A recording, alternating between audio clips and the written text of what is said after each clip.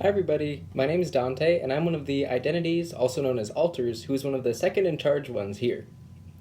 At the moment we have 105 of us, and I'm going to be answering your questions today. But first off, I wanted to say thank you so much for picking us to help you learn more about D.I.D. And if you have any more questions that are unanswered, if you'd like to learn more, please feel free to reach out to us or check our YouTube channel for more information.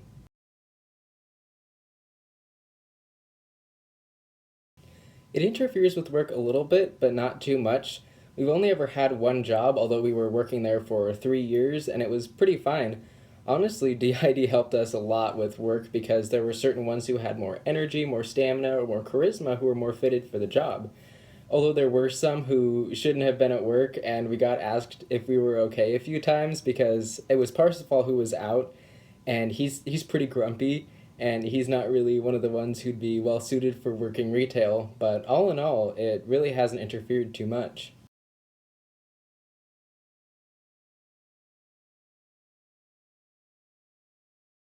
We haven't ever specified that we have D.I.D. when we're applying for a job, although I'm not sure if that's something we would disclose. Like, that might be a deal breaker for some jobs. Like, we were afraid of being denied because of it, so we've never really specified. Though we would talk to a manager if it ever really came up or, like, interfered with the job or it was just really affected by the job.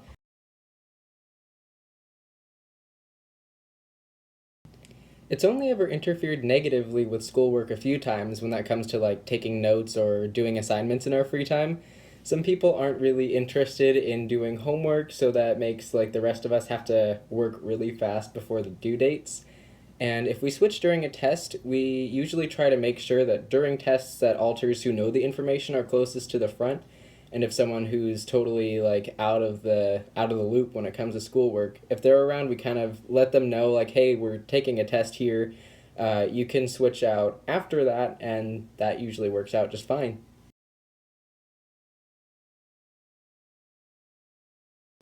It hasn't negatively affected any professional relationships either.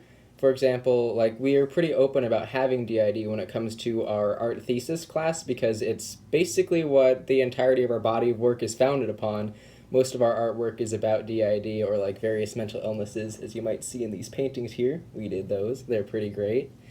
But we told some of the professors about that, and it's kind of impacted it in the way that they're just really interested in what goes on in our heads, and they just ask a bunch of questions. So far, we haven't had any really negative experiences with that, but here's for hoping for the best.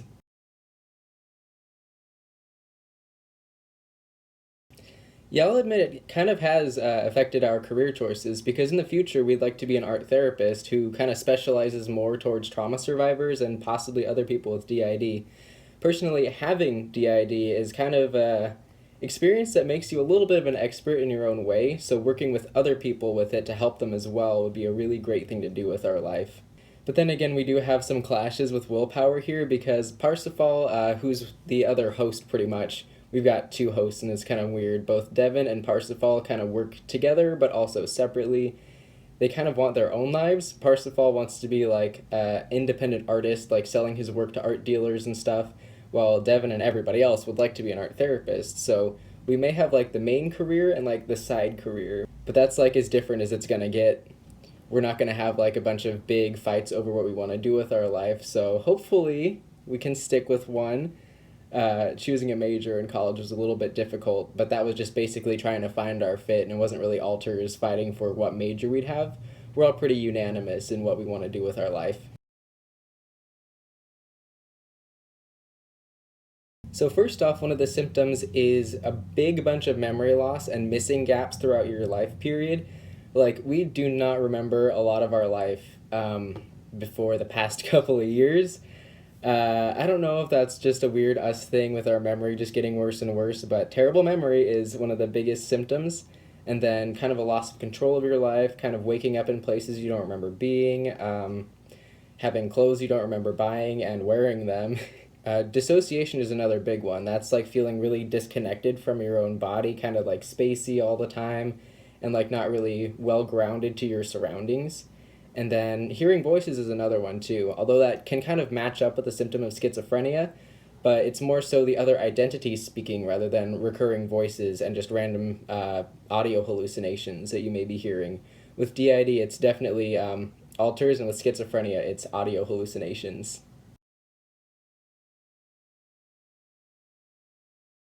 We kind of manage it by not locking anybody up. We believe that if you lock up another alter, that just kind of makes things worse. They're there for a purpose, and letting them do that purpose is really good. So we kind of just let everybody have time in the body if they want it. As long as we get all our work done, we don't really care about switching or losing time. I have a cat. He's another way that we cope really well because he can tell when we're dissociating or switching out, and he'll just come and like sit on our lap or stomach or something and really help ground us. Grounding exercises like that and artwork are really good. We use artwork as a way to express like what's going on without having to use words, and it kind of makes everything kind of be digested in our brain, for a lack of a better word. So art, not suppressing alters, and having a cat are really great ways that we deal with it.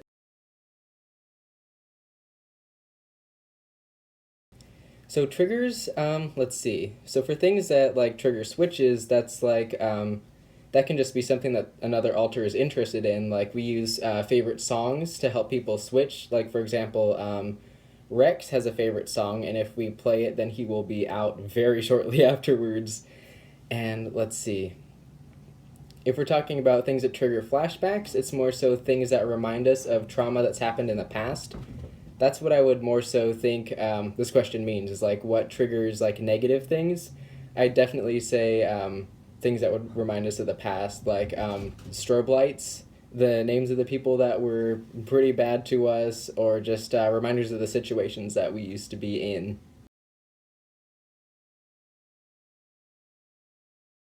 Some treatments are more helpful than others. We've tried a couple of antidepressants before, like antidepressants and a couple of anxiety medications, and those kind of worked. Like the antidepressant made it harder to switch, and for some people that's great and that's what they would like to achieve, but for us that is not.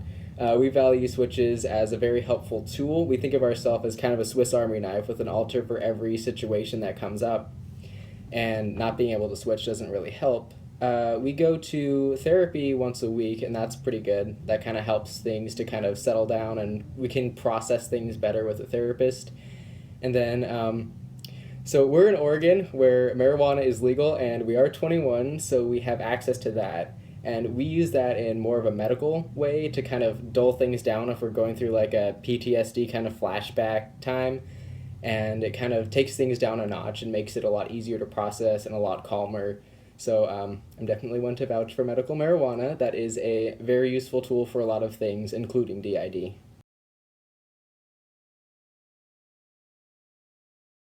I'm not sure if we have family with DID, to be honest. Our dad shows a lot of symptoms, oddly enough, but that is more of an OSDD thing where he doesn't quite meet the criteria for DID, but there's still obviously separate identities that exist there.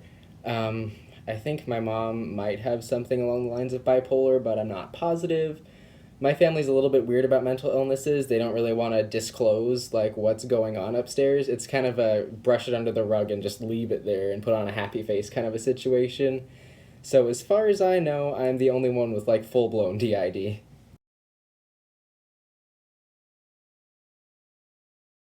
Family is kind of a big part of our life. Like, we're away at college currently, so we don't live with family, which is pretty nice. I'm enjoying the freedom, but we definitely have a lot of contact with our sister. We send each other memes like regularly, and we spend a lot of time with her, and that's really great.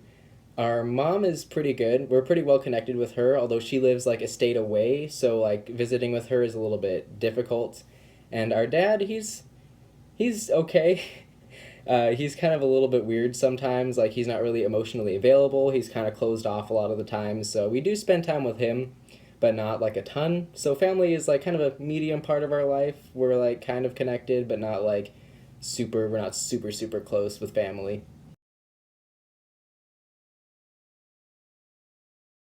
Honestly, to just be aware of it is a big help, and be willing to accept that there are other identities and it's not just one person the whole time. Like, calling alters by their names is actually something that's pretty good for us. That's not the same case with like everybody else, but like just acknowledging that there's another person there, just saying hi, and then just going on with daily life would be an ideal. A lot of us do not really think of the family as our own because it's more so Devin and Parsifal who see the parents as like their parents and the sister as their sister. With everybody else, it's kind of just like, yeah, that's somebody else's dad, but he technically raised us, so we have like somewhat of a familial bond. They feel that way with most of the rest of the family as well. It's kind of like disconnected, but still like vaguely familial. I'm not sure exactly how to describe it. It's weird to have someone who's like not your parent talking to you and saying like parent like things, but if you kind of just like put yourself in the mindset of, yeah, be pretend to be Devin and pretend to be like the child of this person, it works out pretty well. But yeah, Parsifal, for example, he's like the original identity that existed, and Devin like split off of him like when we were really young. So Parsifal sees the family as his own, but like he really doesn't like dad and likes mom and likes my sister.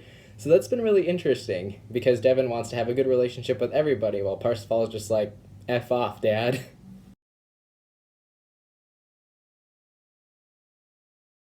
We're inspired to educate others about it because there's not enough information out these days. Granted, there's a lot more coming up, but there isn't like as much covering the topics that we tend to cover. Like in our channel, we cover things about D.I.D. that most people don't really talk about, and we also make art about it because, like, as the old saying goes, a picture is worth 1,000 words, and sometimes words can't really describe feelings as well, so we use visuals to do that in order to help other people kind of feel what we feel.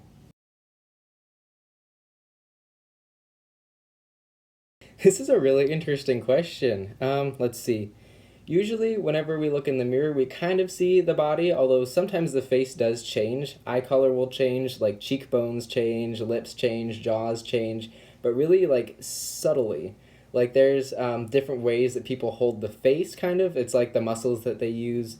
So sometimes it looks slightly different than other times, but we don't see, like, a completely different body like some other people do. We kind of all see this face vaguely, and sometimes even more vaguely because not everybody wears the glasses. Like I'm only taking them off because there's like a hell of a glare with this lamp I've got, but most people do wear the glasses and some refuse to. So some see a little bit more of a blurry face than others. Let's see. For the most part, most of us are like white, but there are some other people who are African American. Although they do recognize and realize that they're in a white body, so they kind of try to act as white as they can, as they put it. But for the most part, everyone is really aware that the body is white and identify as such. Admittedly, we do change outfits quite often. I'd say usually, generally about 2 to 3 times a day because we have more long period switches. Usually, we have about 3 to 5 switches every day, and that's just normal for us. But on days where it's like really switchy, sometimes there will be a lot more clothing changes because for us personally, we're a little bit particular with what we wear, although we do have like universal clothes that everybody can wear. Although some do have like favorite clothes, like a favorite shirt or a favorite jacket that nobody else besides that altar will touch. And those can like change frequently through the day. Mostly it's just jacket changes.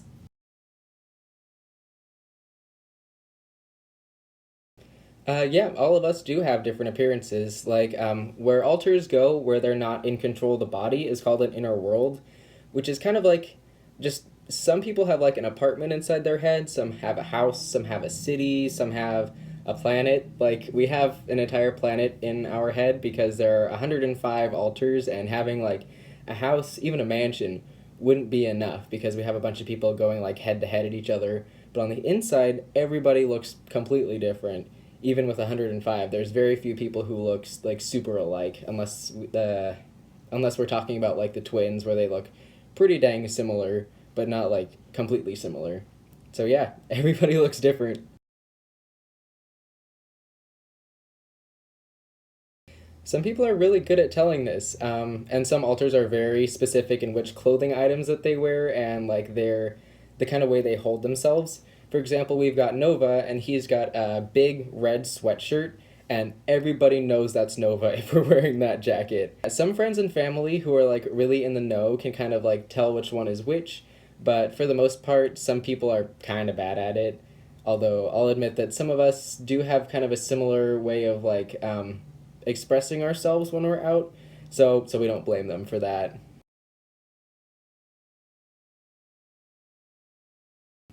Yeah, our alters do have a little bit of a interference, a little bit with family relationships and friend relationships, and not so much with romantic relationships, but I'll get into that in a second. We have like that discourse between Parsifal and our dad. He's always wanted to give dad like a piece of his mind, so that makes things a little bit tough. And then we've had a couple of alters who basically have decided to cut contact with a couple of friends of ours, and that's made things a little bit interesting. Although it is typically for the better.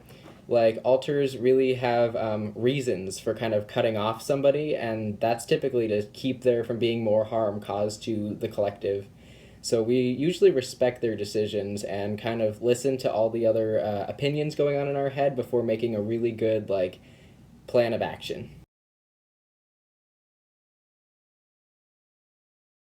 Yeah, it's a little bit difficult to find a significant other who's willing to date so many people at once. Like, a lot of people think of it as like some sort of polyamory, and sometimes it can be that. Like, if we were dating somebody without DID, we'd want to make sure they were on board with possibly multiple relationships and at least being on good terms with most people. But that's not always the case. There's always going to be a few alters who may not be in complete agreement with whatever is going on the outside out here. And that's just kind of something that we have to deal with. At this point, we do not want to date anybody who doesn't have DID, which kind of sucks because there's a lot of people who don't have it, but our current partner does as well, the other person filming along with us, and she has 78 alters, and honestly, that works really well with us because we have a bunch of relationships between alters that are forming. For example, I'm dating her secondary host, and it's been awesome. He's amazing. But yeah, we look for other people with DID. We want to date other people with DID because they know kind of exactly what's going on. They kind of know like signs of switching, and they know just how to deal with it themselves, and therefore are easier when it comes to dealing with another person with it. It's kind of like birds of a feather flock together kind of a thing. So yeah, we just kind of look for someone who's similar to us in some way, or at least can have decent relationships between alters before deciding to form a close relationship with them. Although we will be friends with anybody. I'm not saying we won't talk to anybody without DID because that's nuts, but I feel like relationships that are like romantic relationships are like a completely different thing from friendships.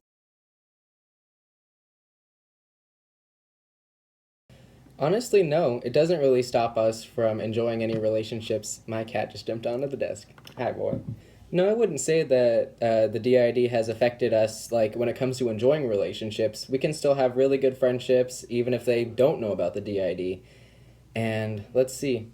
Yeah, no, we haven't really had any, like, enjoyment issues about it. We've had a few alters who are kind of, like, iffy about, like, hanging out with certain people, but that's the most that ever happens.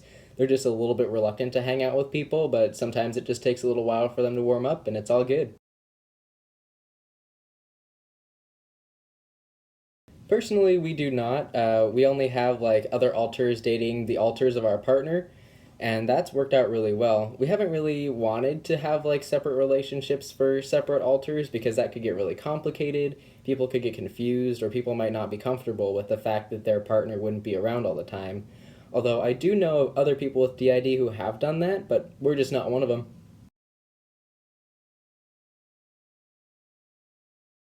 Yes, actually, this has happened to us. One person we were dating back in high school was kind of daunted by the amount of alters that we had at the time. At the time, it was only like 48 or so, which is kind of funny considering the fact that we're at 105 now. More alters can be gained over like short periods of time. This is not like a super uncommon thing. But yeah, they were really uncomfortable with that and kind of wanted us to integrate, which is to take the identities and kind of try to form them back into a smaller number or back into one identity. And that is absolutely not our goal of healing. So we were kind of really upset about that and weren't down for it. And then they ended up breaking up with us. So that was that. Yeah, a little bit. Yeah, we definitely want people to be aware of all the alters and willing to talk to them and willing to be like empathetic and kind of listen to us because like having just, a standard fling is not something we're really interested in. We definitely like a relationship with more meaningfulness and someone who's going to be in there for the long run. we're more of the type to commit to someone instead of, just having a bunch of short-term relationships, but that's just the kind of person that we are.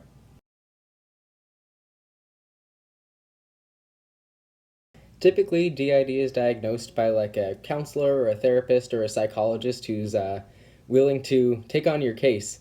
Sometimes it takes a while to find a therapist who's willing to diagnose DID and kind of take on such a case, because for a lot of people, that's kind of a lot for them, I think. Although personally, I don't think it's that complicated. It can take a long time to be diagnosed properly. I'm talking like 5 to 9 years usually in like the mental health process and stuff, because a lot of people are really reluctant to diagnose DID. They think of that as something that's really weird and unlikely to happen, and usually say that it's like borderline personality disorder or schizophrenia or something, although it's usually not. There's a lot of misdiagnosis that happens, and sometimes it can just take a while to be properly diagnosed. So we were diagnosed about 2.5 years ago, the end of our freshman year at college, and that was just by one of the therapists that was on campus. And we kind of felt really relieved to finally have a diagnosis, because we've been like, we already knew all the symptoms and stuff, and we already knew what it was, and it was kind of like, just say it already, dude. Like, why would there be any reluctance to say something that is so clearly there?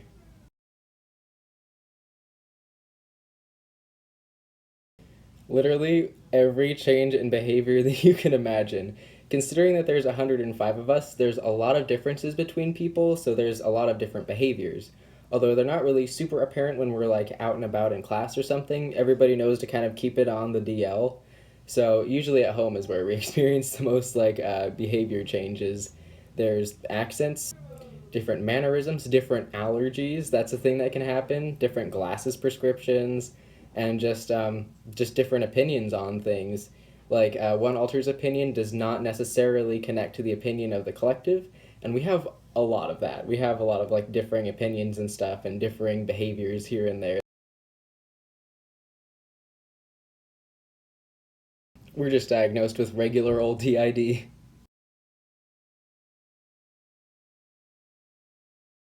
Let's see. DID can be caused by trauma and natural disasters, but for us personally, it was like a child abuse thing, and I really won't go into detail on that because I do not want to like dump all my trauma onto you guys. So I'll just put it vaguely at child abuse.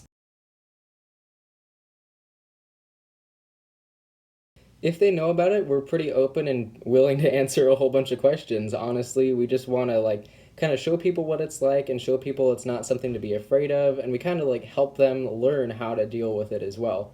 We'll give them like tips on like, here's what to do if this guy is out, or here's what to do if they're out, and like things not to talk about around us, like trauma reminder things, but we don't have a lot of those, so it's pretty good. But yeah, we usually approach these kind of situations with a lot of empathy and like willingness to hear them out as well as tell our story.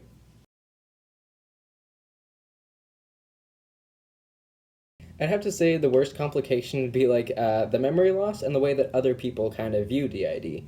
Because for a lot of people, they're scared of it. They think that we're like some crazy murderers, or we should just spend our lives in a psych ward, or that we don't even exist. But we do. We're not murderers, and we can live just regular, productive lives like everybody else. And memory loss can be worked around. So it's not too bad. There's not a lot of complications beside like memories coming back and stuff. That's one of the bigger complications, is having to unearth a lot of the trauma that you survived as a child, and that can come back and kind of hit you unexpectedly and kind of like incapacitate you in some sense, and that can be a little bit tricky. But with the right kind of therapy and the right kind of lifestyle that you lead, that could be no problem at all. And adding on to this, dissociation can definitely be one of the complications that you'd see, because walking around life feeling completely disconnected from everything kind of sucks, kind of makes things a little bit difficult. But after a while, you kind of just learn to manage it a little bit better and figure out what makes you dissociate and stuff, and then you can just kind of live with it. Now, lastly, I just want to say thank you guys so much for being more willing to learn about DID. It was really fun for me to make this video and answer all these questions. If you have more questions, if I didn't cover something you'd be interested in hearing about, please feel free to ask us. You can contact us through our channel, like in the comments section, or through our social media accounts, which are available there as well. Thank you all so much again, and I hope you all have a great day.